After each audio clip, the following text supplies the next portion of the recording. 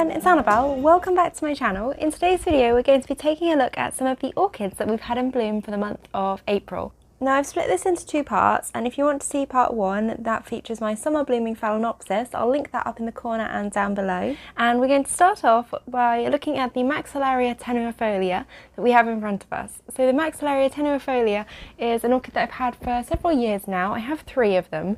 Last year, 2 out of 3 bloomed very well. This year, I thought that they'd all skipped blooming, and I found this bud, and I found a couple of more buds just starting, hidden around the plant. So I don't think we're going to get a great show. I don't think it's a coincidence that the only one that's bloomed this year is the one that was in the kitchen in the unheated area. So I think that they do need a winter cool down. I didn't give them that last year and they still bloomed, so I think we've had a milder winter anyway, which has probably contributed to it. So I think in future, obviously, I'll take a lesson from this and give them a bit of a cool down, maybe a little bit of a dry off during winter, and see if I get a better spring bloom from them. But one flower, I'll take it.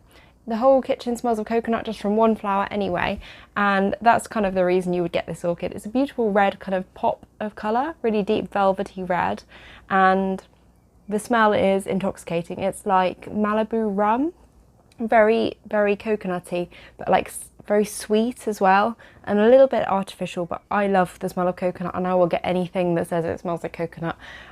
This is a strong coconut smell, so it ticks all the boxes for me. I absolutely love it.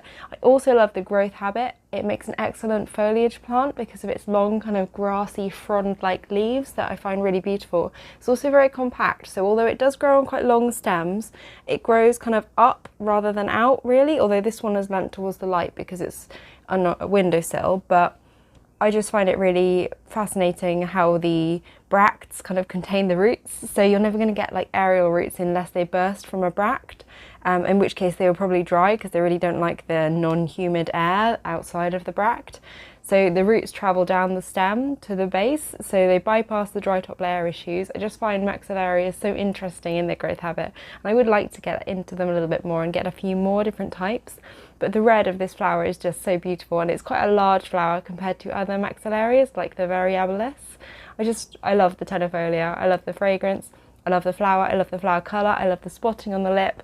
I would like to be more successful with them because apparently I'm not overly successful this year. Maybe they'll all bloom a little bit later, maybe I'll get a later flush of buds, but for now I've just got one flower. This surprised me by popping open, and I only noticed it because I could smell coconuts as I walked into the kitchen, so I was hunting around for one and I found this flower on the other side next to the windowsill. Beautiful, deep, velvety red with a beautiful spotted lip, and it's kind of a closed off flower. So as you can see, my tenuifolia is quite big. All of my tenufolias are quite big. They grow very quickly. They like a lot of moisture, and any media that'll give them that moisture they will be happy in, I think. So that's the Maxillaria tenuifolia. I hope that you all maybe will get one after seeing this. More impressive when they're covered in blooms, admittedly, but they're so easy to care for and the fragrance is incredible. And I love their growth habit. So that's the Maxillaria tenuifolia. Next up we have an orchid that some of you may remember from an unboxing that I did of a package of orchids and equipment that Nina sent to me, and this is the Dendrobium Hibiki, and this came as several keikis. I potted them all up together, not expecting them to bloom for quite some time, and I've noticed that several of them have budded, which is super exciting. They're tiny, so I'm very surprised at this, but obviously they can bloom quite small. They rooted very quickly and they seem to be very healthy. I have kept them under quite bright lighting, as you can see, but they seem very healthy. They've rooted well in the pot and they're flowering, and I just absolutely love the little flower. It's adorable. I probably wouldn't have bought these on my own because they aren't fragrant, but looking at them and seeing them in person and just falling in love with this little flower, absolutely love it. And the Hibiki is one that I find really interesting because it can bloom for such a long period of time from the reports that I've heard, which obviously makes it quite a special orchid. And the flowers are just so cute. I've only got one bud open, but I wanted to show you guys. It's adorable. It's got this little yellow beak as the lip, which I just think it looks like a little bird beak. It's so cute, and the colour is so vibrant and pink and bright. I can imagine on a larger specimen of these with huge clusters of blooms, it must be quite a showstopper. As you can see, the leaves are quite purple, but it doesn't seem to mind this. It seems to purple very easily. Obviously it's got a lot of anthocyanins if it's going to be producing such bright coloured flowers. And I'll just show you around the plant a little bit. Got a few more buds in here. And the flower that is open is from one of the smallest keikis, I think, actually, but it's well rooted, so I think we're okay. We've got another couple of buds just starting in the middle there. And I'll be interested to see how long these last. I mean, this is an established plant, so I should be absolutely fine to let it bloom because it's got loads of roots down in the media and in the pot. So I think it should be absolutely fine. Just a little close-up of that little gorgeous hot pink purple flower with its little yellow beak, which is just so, so cute. When you're this cute, maybe you don't need to be fragrant. I'd love it, and obviously it was given to me by Nina, so it's extra special in that regard, and I'd be very, very upset if anything were to happen to it. So I'm really glad that it's establishing and doing well, and well enough to flower by the looks of it. So that's super exciting. And can you see how blunt the edging is on this lip? So, so cute. I think these plants can actually get relatively big from the specimens that I've seen online through looking at a quick Google search. So these keikis are definitely not the full size of the plant. I think this is a compact grower, but not necessarily like a miniature plant or anything, just to make you guys aware that I think it can get quite a bit bigger. So that's the Dendrobium Hibiki. Next we're going to talk about a couple of Angraecums that I've currently got in bloom, which are the Leonys and the Neophonetia falcata crossed with Angraecum taderi, which I think is actually just an Angraecum taderi, maybe either a failed pollination attempt or parthenogenesis. I explained in a What's in Bloom video before when it did bloom last time, so it has been in bloom for me before, and the flower looks exactly like an Angraecum taderi and the plant looks exactly like an Angraecum taderi. So I think what I've got is an Angraecum taderi. Whether or not that pollination was successful or not, I don't see any Neophonetia influence in it. So we're just gonna say it's an Angraecum taderi. It's got a bud. It's starting a spike. It's not flowering, but my Leonises are flowering and they are incredible and I absolutely love them. I love them just for the shape of the plant. So we're going to talk a little bit more about the Leonys first. So the Leonys, obviously, in bloom in front of us, absolutely gorgeous one. I got two of these. I got one in a Schwerter haul and then I got one from another nursery, which I will put the name up of on screen. And the one that I got from the other nursery is this one that's blooming, and it established much more quickly. It was super dehydrated when I got it. The leaves of the leaves when I got it was super wrinkled. You can see there's still got a few wrinkles in, but the ones that it's put out with me are nice and plump, so I don't think those old leaves are ever going to completely plump. This is the third time it's tried to bloom for me. The first two were end of last year. It produced 2 spikes, and then this is the third spike it's produced. The others blasted. It was its first bloomings, so yes, we can expect that maybe from a first blooming, but we've now got 3 buds and 2 of them are opened. I just love how large the flowers are and the shape and how long the nectar spur is. I love long nectar spurs. I think they're so elegant, and the white kind of scoop shaped flower is just really majestic, really beautiful and really fragrant. Angraecums tend to be nighttime fragrant, so they lack colour and they're nighttime fragrant. Obviously they're pollinated by a moth, so they have a really glistening, beautiful, white crystalline structure to them that I think is just stunning. And I love the scoop-shaped lip. The fragrance is very reminiscent of jasmine, mixed with kind of a very nice soap for the Leonys. The Taderi, when it bloomed for me, was much sweeter from what I remember. So I think the jasmine hint is the same, but this is more of like a soapy, beautiful fragrance. Absolutely stunning, and it will fill the grow room at night. So it tends to start towards late evening and then by morning it's fading already. You can see the 2 that I've got. Now the Leonys comes in 2 forms which are separated by their like geographical location. I think an island split off, and one form is much smaller than the other form, which is larger. So it's worth checking maybe with the seller if you specifically want one form. I've got 2 and I think they are the same size form.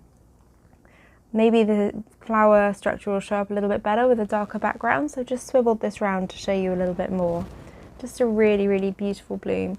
I think the Leonys is such an easy grower and actually has such attractive foliage as well, and seems to bloom very readily, that I would definitely recommend this if you're looking for a compact little Angraecum with some interesting foliage and beautiful flowers, which are obviously fragrant, just beautiful. And I think that this you could even keep as a foliage plant alone because it's just so interesting. It's like a little palm tree.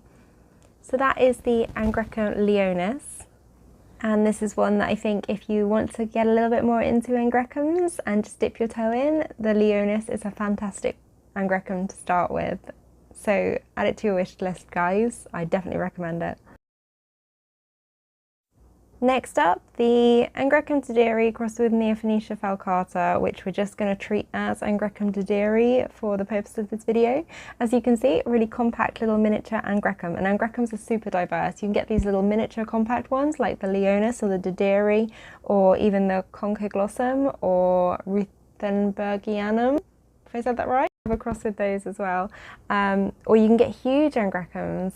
The doderi has this super cute, bumpy, fuzzy roots sheath that's just adorable. I find them so cute, the knobbly little roots. And it's actually been super easy to grow and transition into the self-watering setup with leca that I've got it in. I have got quite a lot of Synthic running through because it does like quite a lot of moisture. And we've just got the little spike poking out from the leaf joint above where it flowered previously. So it seems very easy to care for and bloom, so I definitely recommend the Angraecum doderi, although I have read reports of it being a little bit fussier, so bear that in mind and maybe look into it before getting it. But for me, it's been a very easy grower and I really enjoyed growing it, and the fragrance was incredible. It was like floral bubblegum mixed with jasmine, so I really love the fragrance of this, and I think that this fragrance from the doderi was even nicer than from the Leonys, and such a small plant, the flower is like the size of the plant, it's quite incredible. So that's the Angraecum doderi, we're going to call it. I can't see any Neophonetia influence in the plant or the flower, so I think I've just got an Angraecum doderi. Next up, we have one of the older Cattleyas in my collection, and this is the Cattleya Tokyo Magic, or LC Tokyo Magic.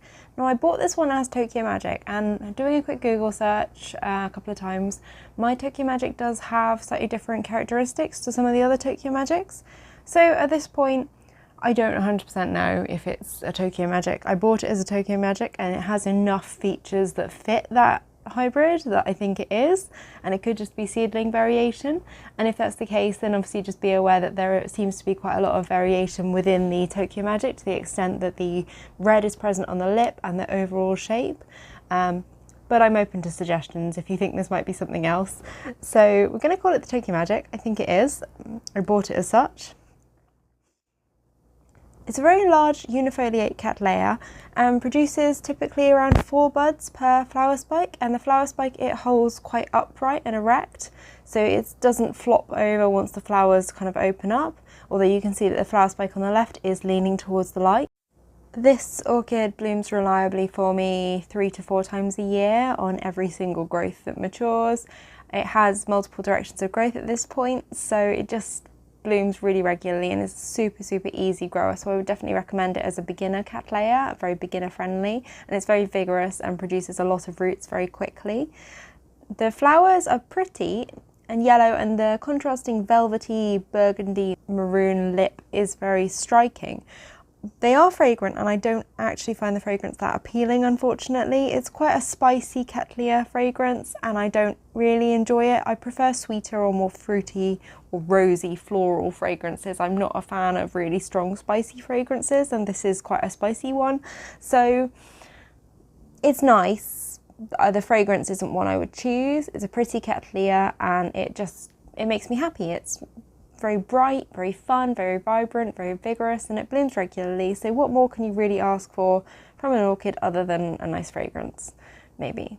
But this isn't an offensive fragrance, so please don't be put off by it. I think this is my personal taste more than anything, and fragrance is so personal to us. It's got such a beautiful texture to the lip as well. It is super velvety and just beautiful. It's a really nice Cattleya, and obviously one of my first Cattleyas. It's going to have a special place in my heart. So that's the Cattleya Tokyo Magic. very vigorous, very large plant now. I have actually made a division of it, which I've got growing up, which I will probably do a giveaway for at some point. But in the meantime, we can enjoy the regular and numerous blooms that it puts out.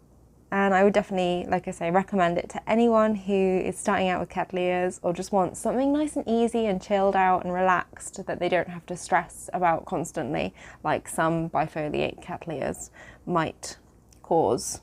So that's the, I believe it's LC Tokyo Magic. Not sure if the characterization has changed on that at all, but very large plant, very pretty plant. I know I featured this one on quite a lot of What's in Bloom videos before, but it keeps making new blooms, and I think that it shows you guys how vigorous it is if I show it frequently, and I can't get bored of this, so I hope that you guys don't. So I would definitely put that down on your wish list if you're looking for beginner-friendly Cattleyas and nice kind of bright, vibrant hybrids to try out. Next up we have one that I've missed the blooms for, unfortunately. It was open fully yesterday when I filmed my Phalaenopsis in bloom video, and today it's starting to close. I'm really sorry about that. I did film it and take some pictures for an Instagram story earlier in the month, and it has been in bloom for about a month now. It's been a really vigorous bloomer. This is the SLC or SC Crystelle Smith, and this is a Kroll Smith hybrid, which is a true like miniature hybrid Cattleya. I absolutely love it. It's got yellow pink colour combinations, so those are my favourite colour combinations hands down. There's a bit of a story behind this one. I bid on it as a Cattleya longipipes or Laelia longipipes because I was bidding on the Crystelle Smith and lost. It went very high, so I settled on the longipipes instead, and then it's bloomed out as the Crystelle Smith. So I hope that the person who won it didn't get the longipipes and is disappointed with that, but it's a really nice surprise for me anyway. So that's the SC Crystelle Smith. I think at this point we're gonna leave it for today and come back again in a couple of days with my next segment of Orchids in Bloom for this month. This is part 2 of 3 apparently. I thought I was going to get them all into a second part, but we've got another 10 or so orchids to go that I still want to talk to you about and show you guys. So let's end it here for today. Thank you so much for watching today. I hope it's okay to be doing my What's in Bloom for this month in a few segments, and of course I will go back at the end and link them all together by putting info cards in the corners and linking in the description and putting them all in the What's in Bloom playlist. So thank you so much for watching part 2 of What's in Bloom for April today, and I hope you enjoyed this video and the new kind of formatting. If you did, then don't forget to give it a like or subscribe to my channel for more regular orchid updates, and I'll see you guys in the next What's in Bloom installment. Bye!